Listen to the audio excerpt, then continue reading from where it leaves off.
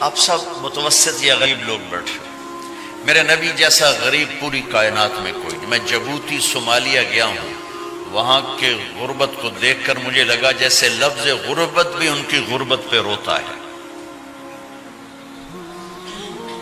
ایسی غربت میں نے پورے پاکستان میں کہیں نہیں دیکھی جو میں نے جبوتی میں دیکھی، صومالیہ میں دیکھی، کیمرون میں دیکھی، چاڈ میں دیکھی، سوڈان میں دیکھی۔ 24 گھنٹے میں ایک دفعہ بھی کھانا نصیب نہیں۔ ہمارا غریب سے غریب آدمی 24 گھنٹے میں چولہا جلا بیٹھتا ہے، لیکن میرے نبی پر جو غربت آئی، کوئی ہے پوری دنیا میں تو اللہ نے مجھے پھرائی ہے جس کے گھر میں 2 مہینے چولہا نہ جلتا ہو۔ میرے نبی وہ فقیر تھے جن کے گھر میں 2 مہینے چولہا نہیں جلتا تھا۔ ایک رات آپ سوئے ہوئے، کبھی یوں کروڑ بدلے اور کبھی یوں کروڑ بدلے، بار بار حضرت عائشہ کے ساتھ۔ تو تھوڑی دیر کے بعد آپ تھوڑا سا آگے ہوئے اور چارپائی کی جو لکڑی ہوتی جس پر بان بنا ہوتا ہے، اس پہ پیٹ کو یوں فکس کر کے اور نیچے لٹک گیا، دھڑ آدھا نیچے لٹک۔ فَكَانَ قَابَ قَوْسَيْنِ أَوْ أَدْنَىٰ۔ واہ واہ واہ، کیا مقام ہے قاب قوسین، اور کیا حالات سے گزر رہے ہیں کہ یوں آدھا دھڑ نیچے لٹک گیا۔ ام عائشہ اٹھ کے بیٹھ گئیں، یا رسول اللہ خیریت کیوں؟ آپ اٹھ کے بیٹھے، کہا عائشہ بھوک بہت لگی،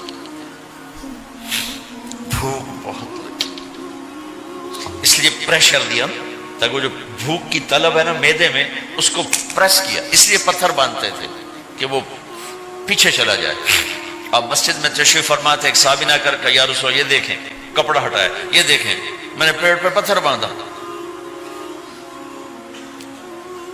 جن کے لیے کائنات بنائی، جنہیں اپنا حبیب کہا، جن کے چہرے کی قسمیں اٹھائیں، والضحی، جن کی زلفوں کی قسمیں اٹھائیں، واللیل اذا سجا، جن کے منہ سے نکلے بول کی قسم اٹھائی، وقیلہ، جن کے کتاب کی قسم اٹھائی، والقرآن المجید، جن کے شہر کی قسم اٹھائی، وہذا البلد الامین۔ اتنی بڑی ہستی، آپ نے کہا ذرا ادھر دیکھو، آپ نے پیٹ سے کپڑا ہٹایا تو آپ نے 2 پتھر باندھے، دیکھو میں نے 2 باندھے۔ کوئی ایسا فقیر ہے دنیا میں دکھاؤ؟ عائشہ بھوک بہت لگی تو اللہ کے تو حضرت عائشہ رونے لگی، کہ یا رسول اللہ پھر آپ اللہ سے مانگتے کیوں؟ کہ عائشہ نہیں مانگوں گا، اسی بھوک میں اللہ سے ملاقات نہیں مانگوں، مجھ سے پہلے میرے جو بھائی آئے انبیاء وہ اسی فقر میں گئے، میں بھی اس فقر میں جاؤں گا۔ اپنے گھر میں یہ دکھ رکھا، اپنی اولاد کے ذبح ہونے کو قبول کیا تاکہ آئندہ آنے والی امت کا غریب طبقہ گلہ نہ کرے، شکوہ نہ کرے، حرام راستوں پہ نہ جائے، غلط راستوں پہ نہ جائے، اور مالدار فخر نہ کرے میں کوئی بڑا آدمی بن گیا ہوں، میری اتنی بڑی فیکٹری بن گئی ہے، میری اتنی بڑی کمائی ہو گئی ہے۔ یہ نہ یہ بڑائی کی چیز ہے، نہ وہ چھوٹائی کی چیز ہے۔ جس سے اللہ راضی ہے وہ بڑا ہے، جس سے اللہ ناراض ہے وہ چھوٹا ہے، چاہے غریب ہے چاہے مالدار۔ حضرت عائشہ فرماتی ہیں بیٹا 2 مہینے گزر جاتے تھے ہمارے گھر میں چولہا نہیں جلتا تھا، چولہا نہیں جلتا تھا، 2 ماہ گزر جاتے تھے۔ ایک دفعہ باغ میں تشریف لے گئے، عبداللہ بن عمر آپ کے ساتھ ہیں، صبح کا وقت ہے، تو اب کھجوریں گری پڑی، جو ملک نہیں ہوتی نا، کسی کوے نے ٹھونگ ماری، کسی طوطے نے اس کو ایسے ہی وہ اس کو ٹک دیا اپنی اس کے ساتھ چونچ کے ساتھ، تو وہ گر پڑی۔ اب اٹھا کے صاف کر کے کھا رہے تھے، اور عبداللہ سے کہہ رہے تھے عبداللہ تو نہیں کھاتا؟ انہوں نے کہا جی مجھے بھوک نہیں ہے۔ آپ نے کہا عبداللہ مجھے بھوک ہے، آج 4تھا دن ہے میں نے کچھ نہیں کھایا، 4تھا دن۔ تمہیں کوئی ہے جس کے ہاں 4 دن فاقہ چلتا ہو؟ آج 4تھا دن ہے میں نے کچھ نہیں کھایا۔ ہمارے دسترخوان پہ کتنا کھانا اٹھا کے کوڑے کے ڈھیر میں جاتا ہے، آج 4 دن گزر چکے ہیں میں نے کچھ نہیں کھایا۔ هذه صبح رابعة ما ذقت شيئا، آج چوتھی صبح میرے اوپر طلوع ہوئی ہے، ایک لقمہ نہیں کھایا۔ آپ مسجد میں بیٹھے تھے، کعب بن عجرہ آئے تو آپ کو دیکھ کر ایسے کہنے لگے یا رسول اللہ مالی اراکا متغیر اللون، یا رسول اللہ آپ کا چاند سا چہرہ چمکتا آج مرجھایا ہوا کیوں نظر آ رہا ہے؟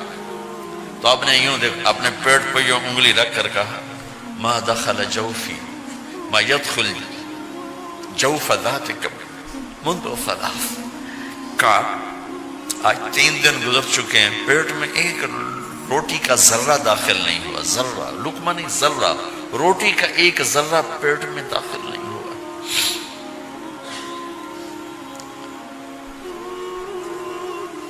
اور اتنی بڑی رسالت، اتنی بڑی نبوت،